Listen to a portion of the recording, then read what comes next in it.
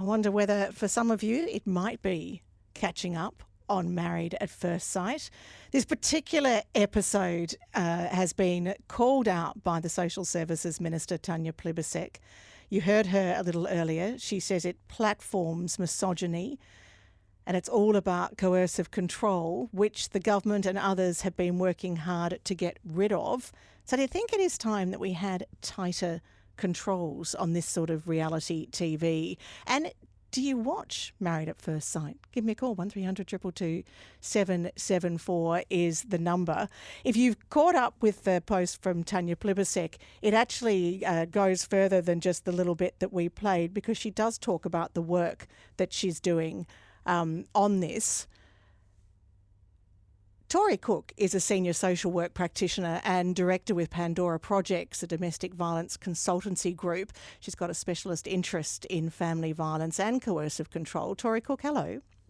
Hi, Ali. How are you going? It's lovely to chat with you. What did you make of this? Have you actually seen this particular episode of MAFS? I saw enough of it to be concerned, and also am familiar with Tanya's response, and would like to really amplify Tanya's messaging, and particularly around the fact that coercive control isn't relationship drama. It's a pattern of behaviour that reduces someone's freedom and sense of safety. And what underpins a lot of that, a lot of the choices to utilise that pattern of behaviour is misogyny. It is particular ways of being men that are highly problematic for young men to be seen in the mainstream. And so when you see it on a program like MAFS, which is a national program, does it amount to giving it a national platform? What sort of difference do you think that it makes? I mean, the fact that it's on the show doesn't necessarily mean it's condoned, does it?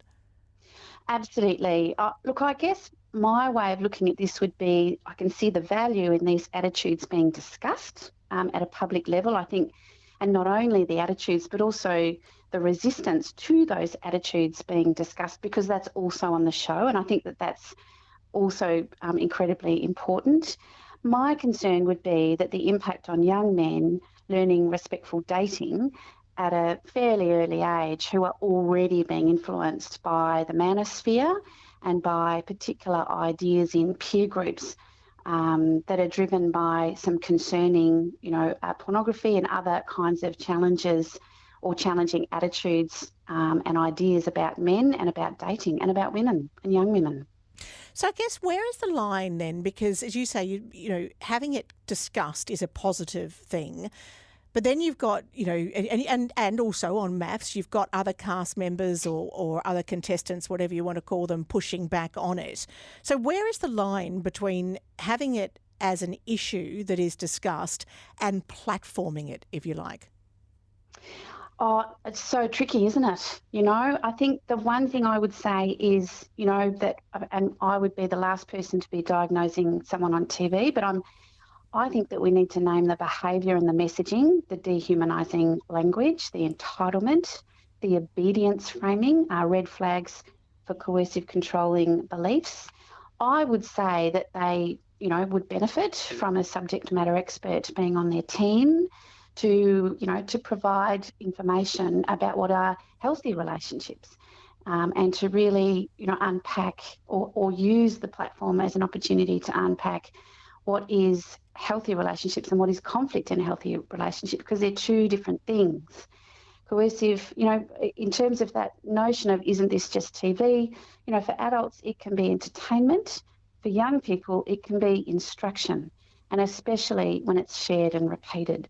So I would say that, we need to be calling for responsibility and media literacy, because young people absorb relationship scripts from what we normalise.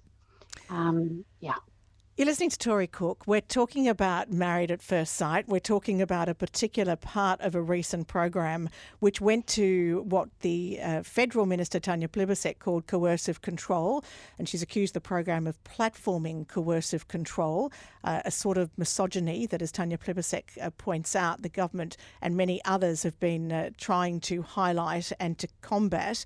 You just said there, Tori Cook, you talked about media literacy.